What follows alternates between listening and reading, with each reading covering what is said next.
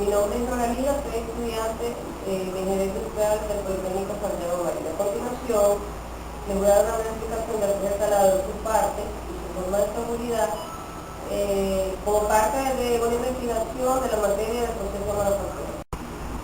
El talado, herramienta aguda cortante utilizada para realizar proporciones de forma cilíndrica sobre cualquier material.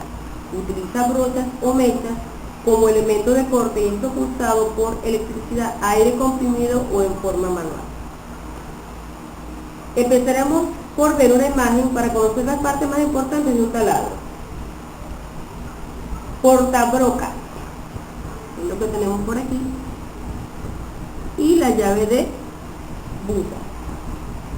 Es una herramienta de muy fácil manejo. Con el cable conectado a aflojar el portabrocas con la llave de buza e introducir la broca o el accesorio a utilizar. Seguidamente lo apretamos y lo conectamos al taladro. Apretamos el percutor y el taladro comenzará a girar. Normalmente lleva un regulador de velocidad. Si es así, regular la velocidad de giro en función del material a taladrar, primero se usa una velocidad baja para comenzar el agujero y luego se sube y se mantiene constante en el proceso de talado. Vamos a ver sus accesorios. Tenemos las brocas.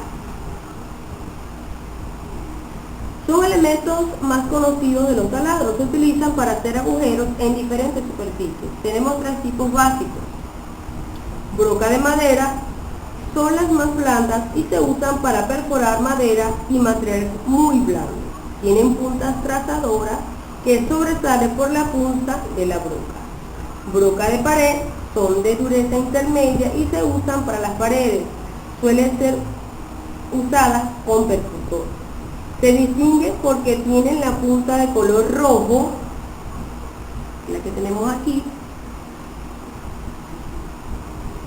y muy alta. Broca de metal, son las más duras, se usan para metales y se distinguen de madera porque no tienen punta trazadora. Y la sierra de corona, que es un tipo especial, este que tenemos aquí, que sirve para hacer agujeros grandes. Cuando se usan las brocas se pueden graduar el elemento que trae el taladro, tope de profundidad, para no hacer el agujero más profundo lo que es necesario. Para atornillar tenemos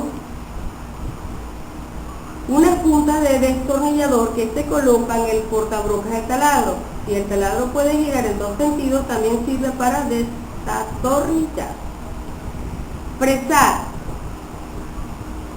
tenemos esto por aquí, es arrancar virutas para dar forma a la pieza. Hay muchos tipos de fresa en función de la forma que queramos darle a la pieza.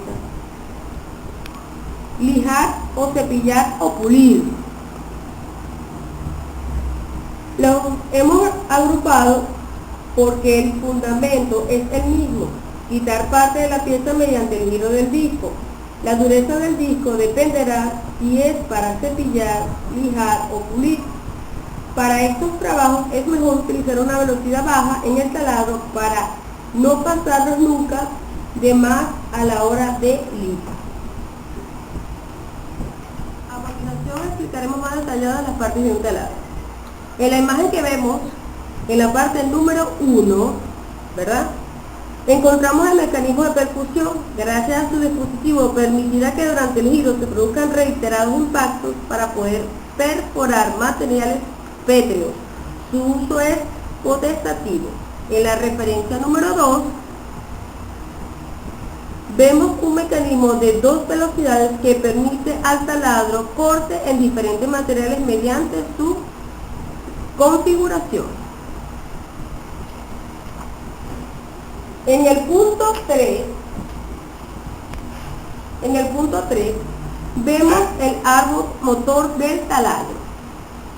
A la izquierda se ve el ventilador para refrigeración y a la derecha la protección para aislamiento eléctrico. El campo magnético se encuentra en el punto número 4.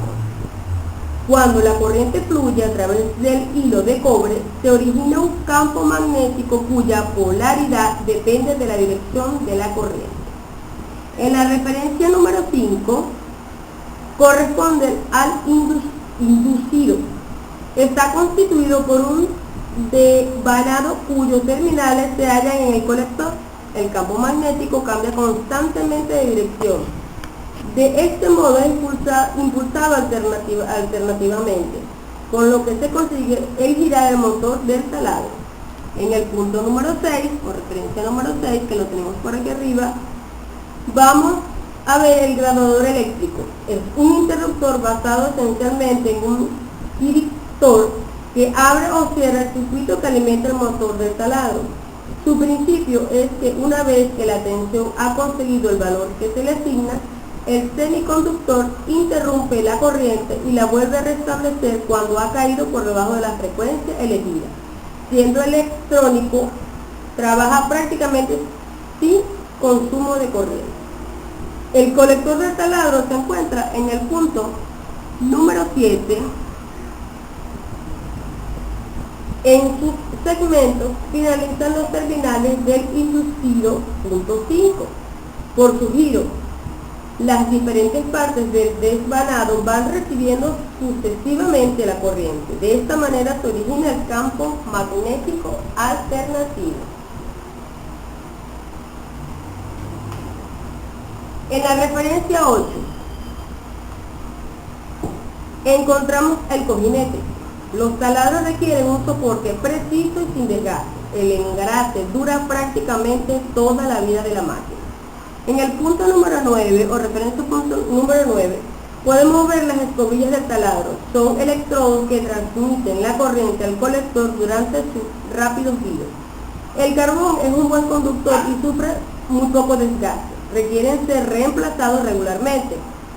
Unos muelles empujan las escobillas hacia adelante y estas están desgastadas. Pueden producirse un contacto al cable con el conector, lo que causaría un importante daño al taladro.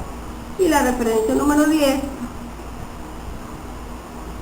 corresponde al gatillo interruptor del taladro. Dependiendo del modo, puede tener cambios de velocidad. En la imagen podemos ver como un caso con dos velocidades. El gatillo pone en marcha la máquina y permite también ajustar la velocidad progresivamente. Depende del modelo, el botón de la derecha permitirá retener el gatillo.